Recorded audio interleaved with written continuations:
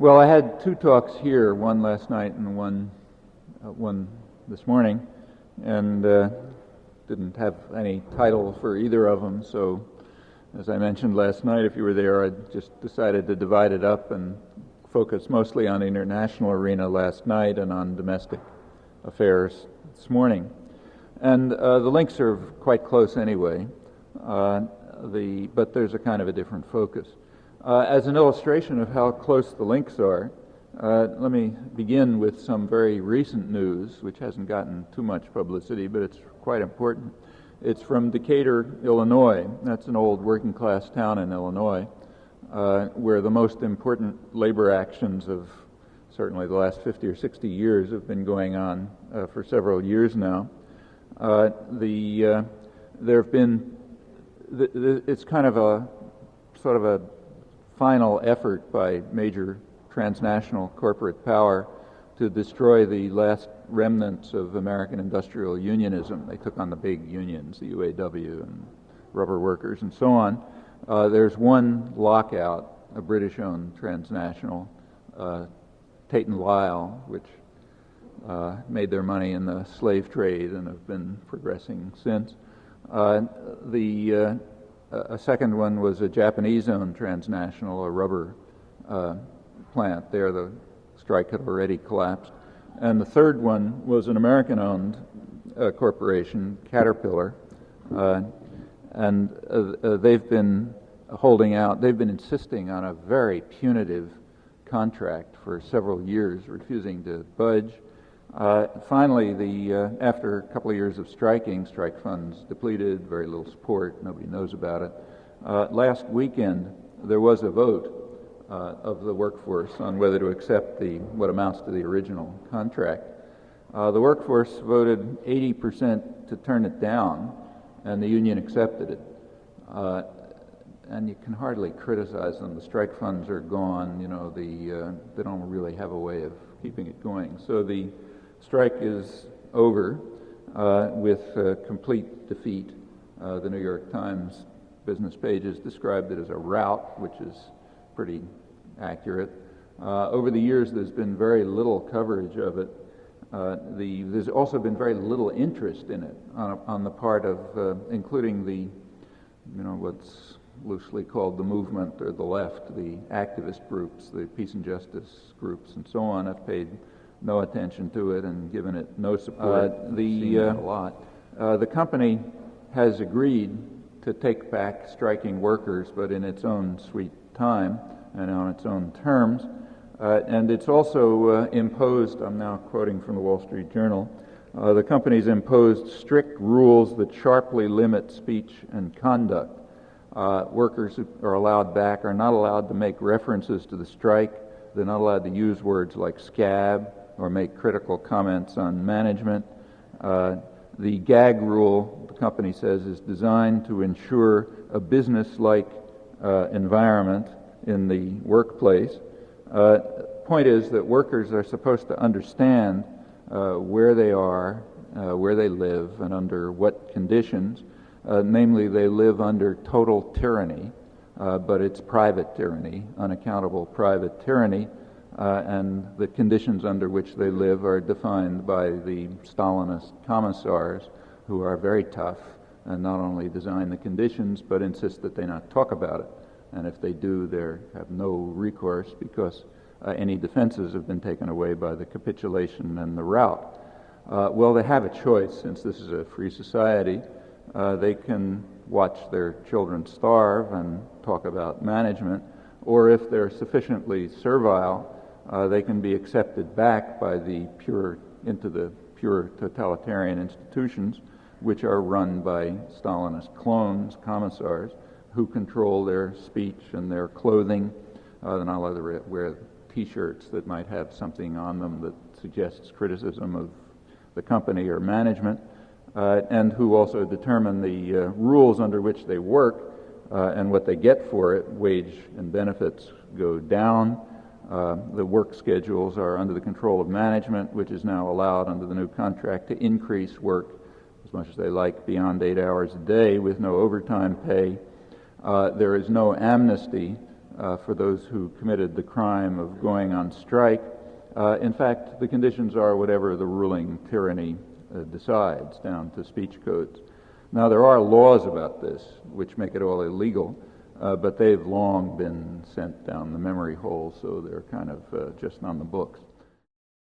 Well, the business press has explained, which is about the only press that's covering any of this stuff, has explained the reasons for the capitulation, for the rout, as the Times called it, and those reasons extend quite broadly, and they're worth understanding. They apply to most of us, as they apply to most of the world. One of the reasons is that Caterpillar has been making huge profits.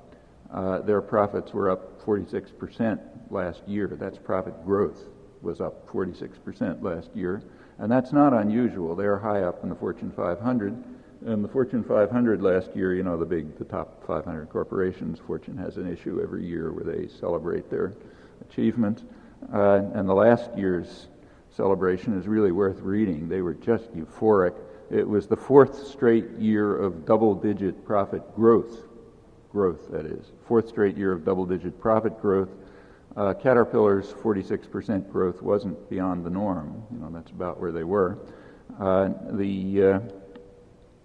The business press, Fortune, Business Week, and so on, they've been describing all of this as dazzling and spectacular, totally without precedent. There's never been anything like it in the history of the business world. There are some problems. You read the business press, you find there are some problems. Business Week had a headline on the problems. It said, here's the headline, it said, "The problems now, what to do with all that cash." And the reason is, when you read the article, that I'm quoting, surging profits are overflowing the coffers of corporate America, and they really don't quite know what to do with it, so they have trouble too, not just the rest of us. These are supposed to be lean and mean times. You know, everything's got to downsize and you got to cut everything and so on and so forth.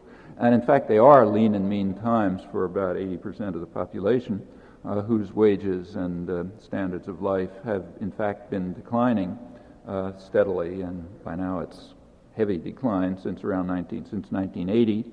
That's continued through the Clinton recovery. The recovery is real. In fact, there's been faster growth in the last couple of years than any time in the Reagan years. But the decline continues. That's also unprecedented. It's never happened before during a recovery. But of course, it's not for everybody. That's only like 80% of the population. And then there's a sector that's sort of stagnant. And then when you get to the top few percent, it's just been shooting through the sky. For example, CEOs, chief executive officers of corporations, their salaries have gone up about 66% since 1980, the period in which around 80% have been seen family income declining. The ratio between CEOs and industrial workers is by far the highest in the world in the United States, although England is catching up to us slowly. So the CEOs are doing fine. Investors are doing great. Capital gains have gone way up. Return on investments have, gone very high since 1980, right through the roof. Speculators in financial markets are doing very well. These are people who speculate against currencies, seeking to prevent economic growth. That's their main point. They want to make sure growth stays low. And that's where you move your money for well-known reasons. So they're doing fine. And in fact, about $1 trillion a day now is flipping up and back between international financial markets. That's a huge explosion, partly for technological reasons because of the growth of telecommunications, although it actually took off around 25 years ago when Richard Nixon dismantled the post-war economic system. The United States is the big guy on the block, so it sort of does what it wants, and didn't like the terms at that point, so it just dismantled it, and that dismantled the regulation of currencies, and that has led to has led to an enormous growth of speculative financial capital. Just to give you some figures, in 1970, before this, about 90% of the capital in international exchanges was related to the real economy. It was either for investment or trade or whatever, and 10% was speculation. By 1990, those figures had reversed. It was 90% speculation, 10% real economy related. And last year, according to an UNCTAD report, UN Economic Monitor, it was 95% speculative capital, 5% investment and trade. Furthermore, these percentages are not only has been there a shocking reversal, but the amounts have gone way up. This is out of a far bigger pool. The amount of capital moving around in these exchanges is huge. And it's all seeking what's called good news in the Wall Street Journal in a recent article. It's seeking good news, namely slow economic growth, low inflation, and budget balancing. That's good news, slow economic growth, meaning making sure that most people suffer. And there's reasons for that. If there's slow economic growth, currencies are stable, and you make more money if you're a speculator and so on. So you've got this enormous flow of capital, by far the most massive part of global capital, which is moving around from place to place trying to ensure low growth and low wages. This has been understood for years. It's been understood certainly for 20 years, and that's exactly what's going on.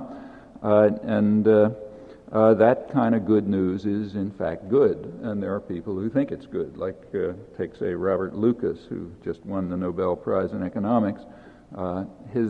He was asked naturally as a Nobel Prize winner to comment on the economy, and he said, we are doing great, the economy is wonderful. And that's true if we means the Fortune 500 and speculators in financial markets and top 3 or 4% of the population. We are doing great. In fact, the economic health of the country is terrific. Good news. It's almost an economic miracle, although not quite yet. That's a term we reserve for places like Mexico and Brazil and so on. And it has a meaning. An economic miracle is a place where you've got a lot of good news of this kind for foreign investors, for like a couple of billionaires, a few top percent of the population. And meanwhile, during the period of the economic miracle in Mexico, and this is quite typical, wages, which were never magnificent, went down by about 50%, malnutrition went up, poverty increased, and so on. But that was economic health, because economic health is a technical term, and it has nothing to do with the health of the economy. It has to do with good news in this sense for the people who count. And Robert Lucas understands. He's a smart guy, got a Nobel Prize. So we're doing fine, the economy is great. And that's true for the people, that this is one of the main reasons why Caterpillar was able to achieve what it did and why others are doing the same thing. Well, that explosion of financial capital, in fact, is a very powerful weapon against the general world population, not just the population here, but against the general world population. And that's now including the rich countries. And what we're getting is a kind of international structural adjustment applying to the rich countries as well, partly for these reasons, though there are other reasons. The point is, if any country, say, tries to use the democratic options, say working through to whatever extent the government's democratic, if you can work through that to stimulate the economy or build infrastructure or educational programs or whatever, any place where the population tries to use those mechanisms that are available to some degree through parliamentary systems, then the countries will go bankrupt because capital will just flow elsewhere to places where there's better news, slower economic growth and more care for the people who matter, the investors and the business community and so on. Although there is an answer, of course, it's not necessary to accept the rules. The rules that it's perfectly possible to control domestic capital and to institute capital controls. In fact, it's been done. The Western countries have done it repeatedly in times that they called emergencies. And the East Asian countries, the places with real economic growth, like South Korea and Taiwan, they do it constantly. They don't have a problem of capital flight because there the governments are powerful enough to control not only labor, which is everywhere, but also to control capital. so capital flight doesn't take place. There has actually a death penalty associated with it in South Korea, but it doesn't happen, and therefore they've had substantial economic growth by extricating themselves from international markets to a certain extent, which is about the only way anyone's ever figured out to have economic growth other than the kind of good news that Robert Lucas and the Wall Street Journal are talking about. Well, that's possible anywhere, but of course it requires questioning the absolute rule of the private tyrannies, and we're taught from infancy that we're not allowed to question that. Tyranny is freedom, is what we're taught. So if all power is in the hands of unaccountable totalitarian institutions, that's pure freedom. They'll explain it to you at the Cato Institute if you don't get the point. That's one kind of, these are several of the reasons. There are others. Another way in which Caterpillar was able to achieve the rout was simply by hiring strikebreakers. And they come in two varieties. One is temporary workers. That's another huge explosion in the United States is temporary workers. The biggest employer in the United States now is Manpower Incorporated, which, as they put it, sells temporary workers.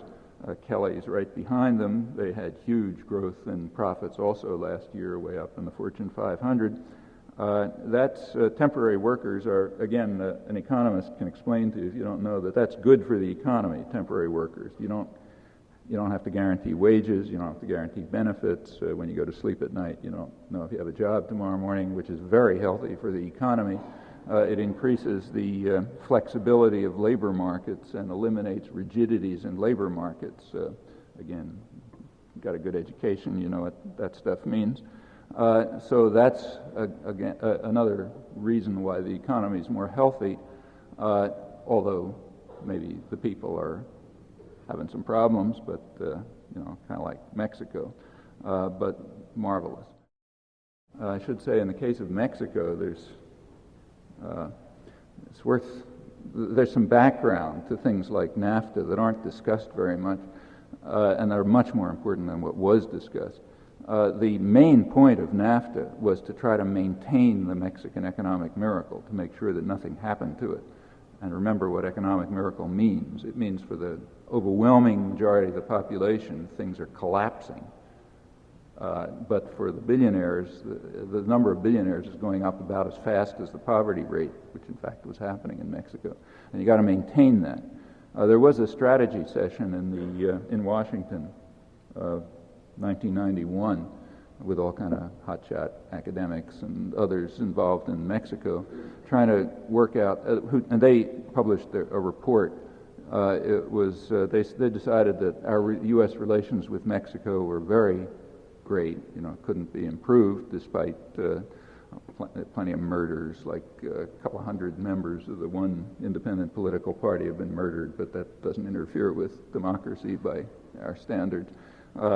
Rapid decline in wages, increase in poverty, but relations were fine, although they did point out that there was one cloud on the horizon that we had to worry about, and that's what NAFTA was for. The cloud on the horizon was the fear that there might be what they called a democracy opening in Mexico.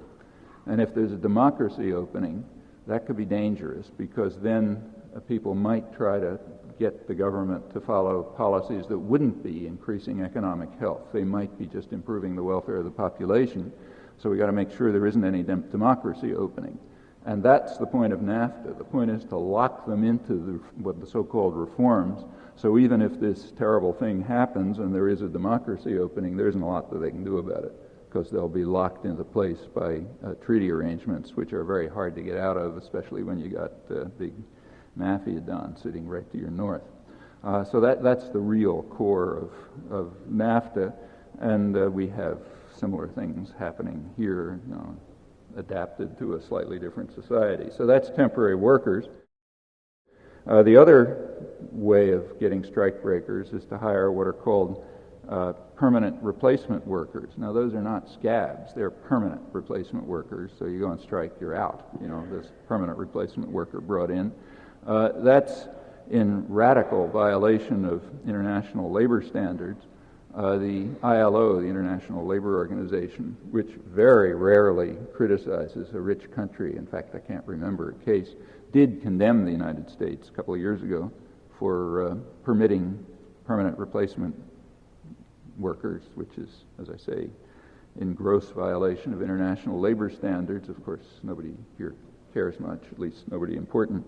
And it makes sense because the United States just doesn't observe international labor standards. There's a whole list of conventions about rights of child labor, slavery, all sorts of things, and most countries have signed them, but not all countries.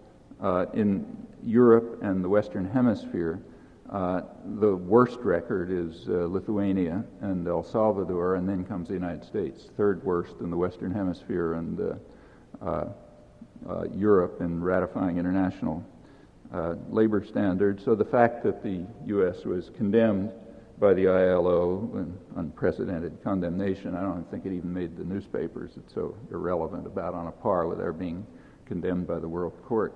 Nothing to worry about.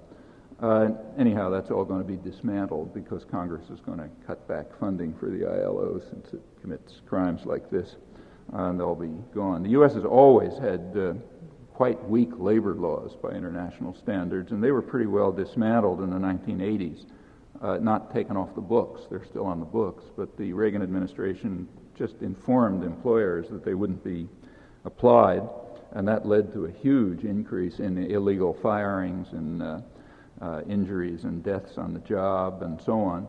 The only place I've really seen a good review of this is in Business Week. There was a big cover story in Business Week reporting all of this stuff about a year ago. The business press covers these things pretty well. They care. Basically what they pointed out was that it's a mistake to think that crime doesn't pay if you've got a criminal state on your side. So if the criminal state ensures that the laws won't be applied, then crime pays very well. And firing of union organizers and so on makes good sense.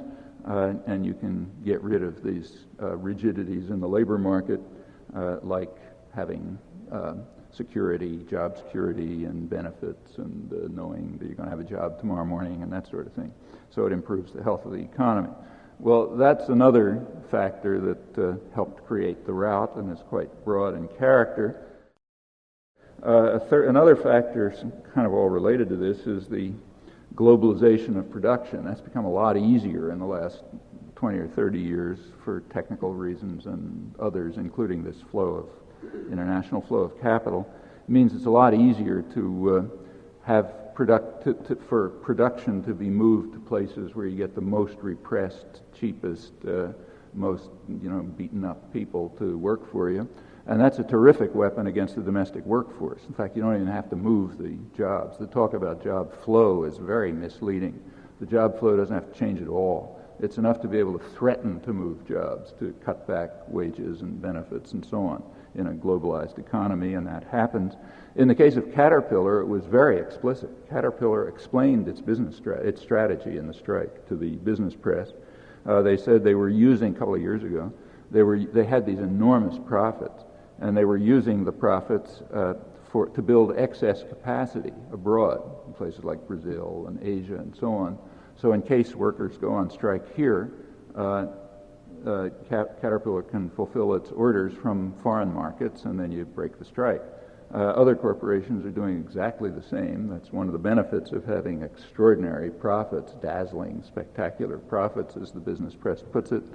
In Boston, where I live, the biggest manufacturer around there is Gillette, and they've been using their profits to build excess capacity, even in places like Germany, where labor costs are way higher than the United States. Wages are far higher, benefits are far higher, but it's beneficial for them, even though it cuts profits, for long-term power interests, including the primary interest of class struggle. These guys are all, real Maoists, just reversed in the values, and they know they're fighting a bitter class struggle, and it makes good sense to cut down on profits to build a weapon like an ability to fill orders in European markets from a Berlin factory if Boston workers go on strike, even though it costs you more. For class war, that makes good sense, and profits make it quite possible. Meanwhile, labor moves to, production can move to cheaper areas and so on. Another factor, which is again discussed in the press on Caterpillar, is the fact that Caterpillar has been able to shift to what they call computer-controlled machines and other kinds of automation, and that's again, a weapon in the hands of management and against the workforce. But there's a hidden story there too. That didn't develop through market pressures. On the contrary, automation and computer-controlled machinery and so on was highly inefficient and could not be developed through the market. So it had to be developed through the state sector. We have a huge state sector of the economy here. It's called the Pentagon. And its purpose is to protect rich people from market discipline. That's one of the reasons why it stays high, even though, we lost the enemy. But Pentagon spending hasn't changed, because the primary purpose of protecting the rich from market discipline remains. If you take a look at automation, it was developed in decades through the Air Force and the Navy and so on. Well, that's protected. The public's paying for it. You don't have to worry about market forces. So containerization and computer-controlled machine tools and all that kind of stuff were developed in the state sector, and they were developed in very specific ways. There's nothing about automation that says that it should be a weapon in the hands of management. It could be exactly the opposite. The technology is quite neutral. It doesn't really care how it's used. You can develop automation so that it's a weapon to drive people out of work and to increase managerial prerogatives, or you can develop automation to put more power into the hands of skilled machinists and get rid of management. The automation is completely neutral. There's good studies of this, actually, by a guy who was a colleague of mine at MIT who didn't get tenure, in part because of these studies, I should say. But they're very solid work, which points out that the automation was in fact designed specifically to de-skill workers and to add levels of management. So it's very anti-economic efficiency, but very useful for class struggle. And hence, yes, there are these weapons now, automation, which are driving people out of work, but that's because they were designed that way.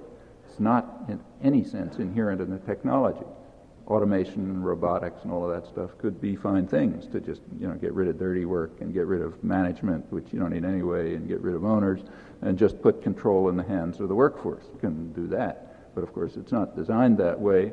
And in particular, when it worked through the state sector, as it did, you can be sure that it won't be defined that way.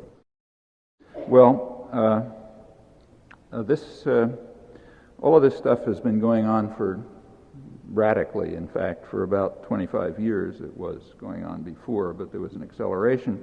And along with that, there have been other changes in the past 25 years, including there was a thing called the War on Poverty. You remember it went into effect around 1969, and it was called off around 1971. And since then, it's supposed to have been a big failure, since that time, the last liberal president actually was Nixon. It sort of lasted through his administration. And ever since then, it's been going downhill. So if you take a look at the actual support programs, like take AFDC, the big one that everyone talks about. The New York Times last Sunday had a big lead story on how the War on Poverty was a failure, and liberalism has suffered a loss of credibility, it said, because of the failure of this skirmish on poverty. It says, the article says, no program was more discredited than AFDC. That's the real total failure. And boy, if the liberals can't get out of this one.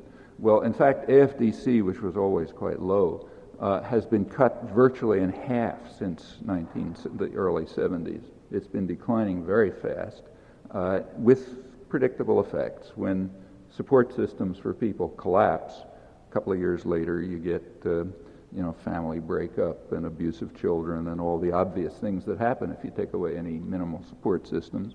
So yes, AFDC was very much discredited, namely the fact that it was destroyed. The fact that it was destroyed led to very bad consequences. But again, you're not supposed to know that. It is known. There's good work on it. UNICEF had an important study a couple of years ago UNICEF usually deals with poor countries, but they had one study by a well-known American economist, Sylvia Ann Hewlett, on child care in rich societies. She studied the period from about 1980 through the early 90s, and all the rich societies face about the same conditions, but they dealt with them differently. And she found two totally different models. There was an Anglo-American model, the Reagan-Thatcher model, and there was a continental European Japanese model, and they were very different in character, and they had quite different effects. The Anglo-American model is a war against children and families. She calls it the neglect-filled Anglo-American model, which reduced or eliminated support systems like daycare and so on, and forced people onto the labor market, even if, so you have to have two people working just to put food on the table. There's nothing wrong with two people working if they feel like it, but this is forcing people into the workforce at lower wages and without benefits and longer hours and longer work weeks just to keep food on the table. Meanwhile, you take away support systems, so like there's no daycare, and the end result is perfectly obvious. Contact time between parents and children has declined very sharply, about 40%. In fact, the children are left alone. You have latchkey kids, television supervision, with the obvious consequences: drug use, abuse against children, violence, and so on and so forth. That's a kind of war against children and families in the Anglo-American model. The Japanese-European model was quite different. They maintained or even increased the support systems, and the end results are quite different. I mean, you can see it in figures of child malnutrition and poverty and education and abuse and so on. So there has been something discredited. What's been discredited is the war against families and children that's been carried out, amazingly, under the rubric of family values. That's an interesting tribute to the propaganda system, that you can carry out a war against family and children with the effects that we see under the rubric of family values, and then have a lead article in the New York Times or everything else telling you how the war against poverty was discredited by these failures. Well, again, that's pretty impressive. All of this has much deeper roots. It's worth remembering that this has roots deep in American history, and it's useful to think about them, because in some ways fundamental principles haven't changed a lot in a couple hundred years. It's worth remembering the principles on which the country was founded. Now, the United States is an unusual country. Most countries kind of grew out of existing institutions. So in Europe, for example, the systems that developed grew out of the feudal system and the church and all kind of other stuff that stayed around with its lingering effects. And incidentally, one of the reasons why Europe has support systems and welfare systems and so on is because of the deeply reactionary character of the institutions that remained, like the feudal system and the church. Remember, they were pre-capitalist, and they were based on the idea that people had a right to live, maybe a rotten place, but some place. They had a place in society, and they deserved it, and they had to be maintained there.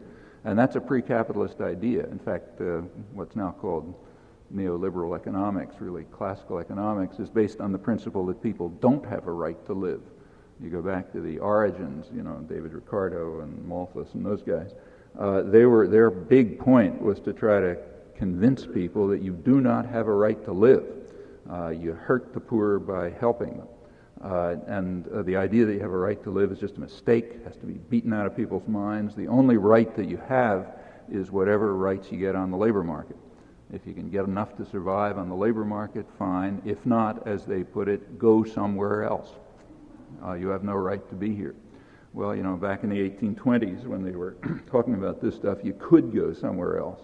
Like you could go to places like this where, the land was being cleared of the plague that was in the way, and as soon as you exterminated those people and kicked them out, then you had a place to go. Same with Australia. Well, now you don't have a place to go anymore, but you still don't have a right to live. It's important to recognize that.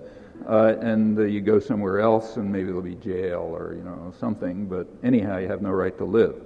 Well, these pre-capitalist ideas, which you get in people like Adam Smith and so on, they remained in elsewhere, and they're part of the basis for the kinds of support systems that we don't have. But the United States was different. It was created. It's kind of like a blank slate. It's the one country that was almost constructed from almost nothing. And we know how it was constructed, and it's quite interesting. You go back to the Constitutional Convention, where the dominant voice was James Madison, the main framer of the Constitution. And this does not come out very clearly in the stuff that you read in college, like the Federalist Papers, which was presented for the public, so it's kind of watered down. But if you go back to the Constitutional Convention debates, they're very clear. Madison makes clear that the prime responsibility of government and the framework of the new government that's being established, the prime responsibility of government, he says, is to protect the minority of the opulent against the majority. That's the prime responsibility. Then there's secondary things. But you've got to protect the minority, the opulent, against the majority. Madison warned of what he called the danger of the leveling spirit among the growing numbers of people who labor under all the hardships of life and secretly sigh for a more equal distribution of its blessings. Now that's a big danger, and if you let that danger be realized in the new system, it's going to threaten the minority of the opulent, and they have to be protected. So therefore, democracy is unacceptable. That was the primary principle on which the Constitution was designed and on which the system was designed, and very explicit. Democracy is unacceptable because of this leveling spirit among the people who labor under all the hardships of life and sigh for a more equal distribution of its blessings. And if you give them a chance to do anything about it, you're going to threaten the minority of the opulent. And he used England that was the obvious example. That was the model for everyone.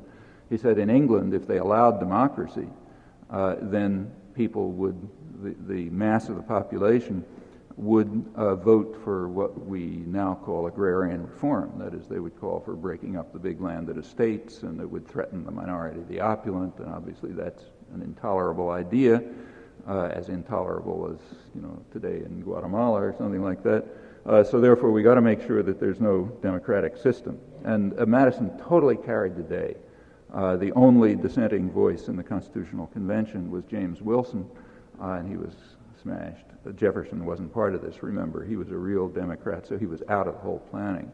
And that's the way the system was designed. It was very carefully designed to satisfy the Madisonian principle that wealth must rule, because, as he put it, the wealthy are a better class of men, and therefore they must rule, and beside they own the country anyhow, so therefore they have a responsibility and a right, and the minority, the opulent, must be protected. All of this is clear, explicit, and interestingly, it doesn't change.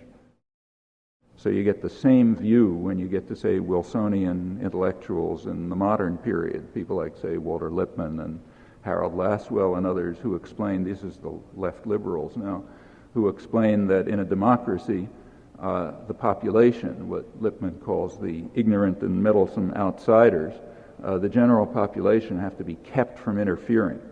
They can be spectators but not participants, because if they're participants, they might threaten the minority, the opulent, who have to be protected. That's a position that goes right up till the present. However, to make it much clearer, there's another issue. Madison himself was a pre-capitalist figure. He had roots in the Enlightenment.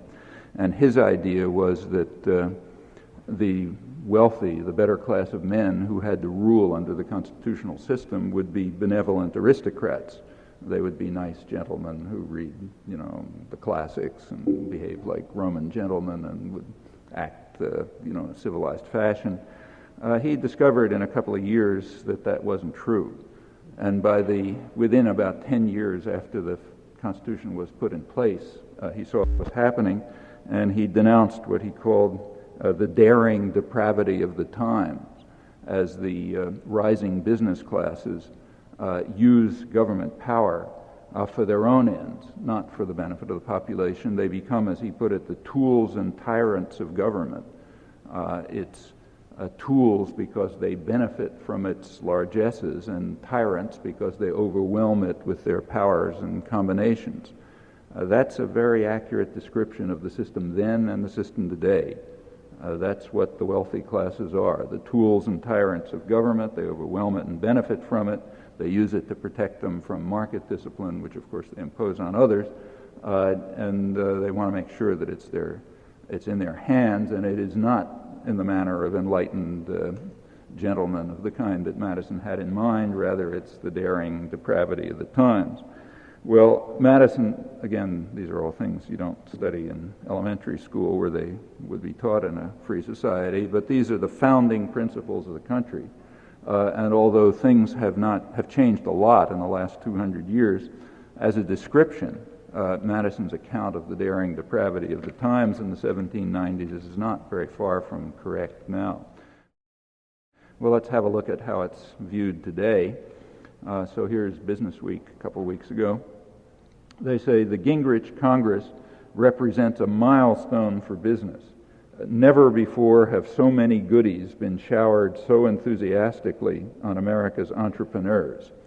The title, however, of the article is Return to the Trenches, because the idea is this isn't enough.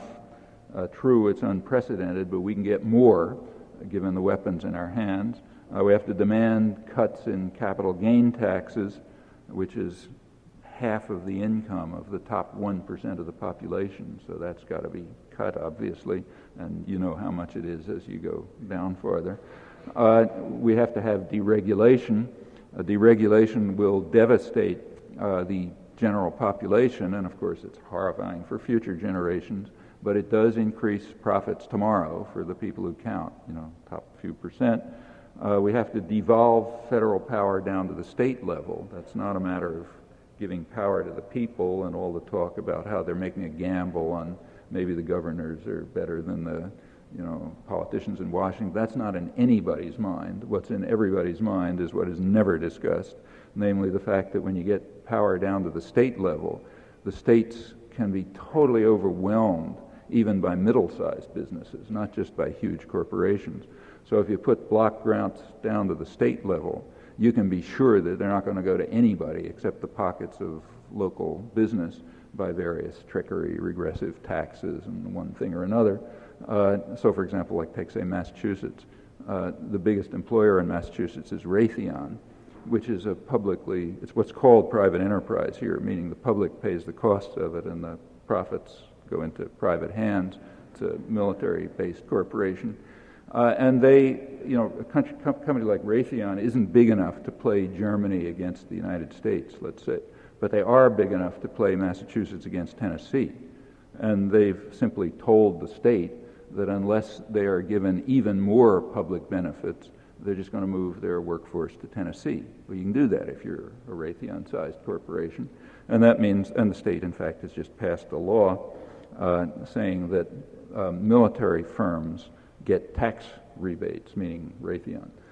So military firms get tax benefits, meaning you shift the taxes over to poor people, and the justification, it's called a job enhancement program or something, meaning if you don't do it, they just go to Tennessee. Well, that's the point of moving block grants down to the state level and moving decisions down to the state level. Under other circumstances, that could be a move towards democracy, but not when you got private tyrannies around. Then it's a move to put power into their hands, and all the business about the gambles and so on is total nonsense. In fact, this whole feeding frenzy, which is pretty incredible to watch, has to continue. That's the point of the Business Week article, and it goes for tort reform and privatization and the healthcare system and everything else. Let me just finish by saying that there's a lot to say about this, but this is not the first time that this has happened. It's important to remember. It's happened many times. The period that we're now in is very much like the 1890s. It's very much like the 1920s. In the 1920s, after this was the period of big mass production. That's when the automobile business was taken off and so on. Working people were completely powerless. There were no unions. They had no voice in anything that was going on. Anything they did was at the will of employers. Independent thought had been pretty well smashed by Wilson's Red Scare. People were talking enthusiastically about the end of history. We've reached perfection, complete tyranny in the hands of unaccountable power. Can't get any better than that. The ignorant and meddlesome outsiders are in their place. They're shut up. They can't get together. It was near perfection. Then turned out to be wrong. A couple of years later, in the 1930s, the whole place blew up. There was a lot of popular organizing. There was a democratic renewal, unanticipated. It forced Washington to direct some public resources, at least to the general public, not just to the rich. And that sort of went on right through the Nixon administration, after which happened what you know and what I was just talking about. You have to remember what the reaction was in the 1930s. When this democratic renewal took place, showing that the end of history hadn't arrived, it caused a real hysteria in the business world. If you read the business press, they're full of talk about what they call the hazard-facing industrialists and the rising political power of the masses. Incidentally, the fact that this sounds like Maoist red books is not surprising. That's the way the business press sounds. And the reason is they are fighting a vicious class war, and they know it. So they use all the terminology and so on. So this rising political power of the masses is a hazard facing industrialists, and unless we control it, we're going to be facing adversity. And they started right off with a big campaign in the late 30s. Well, the war sort of put it on hold. It then took off after the war, and the way it took off is pretty amazing. I thought I knew something about this stuff, but was surprised a couple of months ago when the first academic study came out. This is one of the major phenomena of American history. The first study just came out a couple of months ago, giving some of the details of the propaganda offensive after the Second World War, which is pretty staggering, way beyond anything I had thought. I was very self-conscious. Leaders of the business community were talking about the need to indoctrinate people in the capitalist story in order to win the everlasting battle for the minds of men, and unless we do it fast, our way of life. We got to sell our way of life, the capitalist story, and the rule of business and so on, or else we're really in trouble. There was a social democratic spirit in the country, and all bars were down. They were reaching maybe 70 million people a week just with straight business propaganda. The Taft-Hartley law enabled workers to be propagandized in the workplace. Got a captive audience, you can propagandize them in the workplace. About a third of textbook material in schools, a third, was simply supplied straight by business propaganda. That's an incredible figure. 20 or 30 million people a week were just watching propaganda films. On top of that, the whole entertainment industry was mobilized, the movies and growing television and so on, with several goals. They went after everything. Churches, even sports leagues were organized to try to sell the capitalist story by instilling the right values and so on. The main purposes, you look through the whole, you look at the movies and that kind of thing, there were two big things. One, of course, is to demonize unions, because they're a democratizing force, so you got to get rid of them. They're one of the ways, the main way in which poor people can get together and do something, become participants, not spectators. So they had to be demonized. And the other thing, which is a little more tricky, was to demonize government and to create what's now called a mood of anti-politics. And that's a little tricky because, remember, these guys are the tools and tyrants of government. That is, they need a powerful state in order to protect them. That's why Gingrich and the Heritage Foundation want to increase the federal budget. They're not cutting it, they're increasing it. But they're increasing the parts that feed them, like the Pentagon system. That goes up. And the other part of the state security system, the prison system, goes up. Those go up. Everything that goes to people goes down. So you had to create a mood of anti-politics, which leaves a very powerful interventionist state but makes people hate the federal government. And the reason to make people hate the federal government is it has a defect. It's not that the government isn't bad, but the things that they're worried about are not what's bad. What they're worried about is what's good. The government has a defect, namely it's potentially influenceable by the population. Now, private corporations don't have that defect. They're pure tyrannies. There's nothing you can say about the GE management. But you can do something about federal government policies. And that defect, for good Madisonian reasons, has to be gotten rid of. So you have to create a mood of anti-politics where everything is blamed on the federal government. and you don't notice the real power behind it. You're not supposed to read the Fortune 500 issue. And so you want to, if you're angry about the world, you don't blow up a corporate headquarters, you blow up a government office. That's the kind of mood that has to be created because the government has this terrible defect of potential democracy. And that has been done. The country is very, attitudes haven't changed a lot in the country, but people are deeply confused about the source of their problems. And there is a kind of a mood of anti-politics, very irrational mood of anti-politics of this kind, which is simply putting more and more power into the hands of the private tyrannies, which are unaccountable, transnational in scope, control a huge amount of the economy, and have the kinds of advantages that I've been talking about. Incidentally, the end of the Cold War has something to do with this, but very little. Well, there isn't time to run through the details, and you know them anyway, but there's been a tremendous rollback campaign in the last 20, 25 years to try to reverse the achievements for democracy and human rights and so on that had indeed been won through popular struggle over many, many years. It's not the first time, it's happened before. The predictions of perfection and the end of history were wrong before. It is a gloomy portent in many ways, but we should bear in mind that if the daring depravity of the times that Madison was talking about, if that persists, then we don't have anyone to blame but ourselves. Thanks.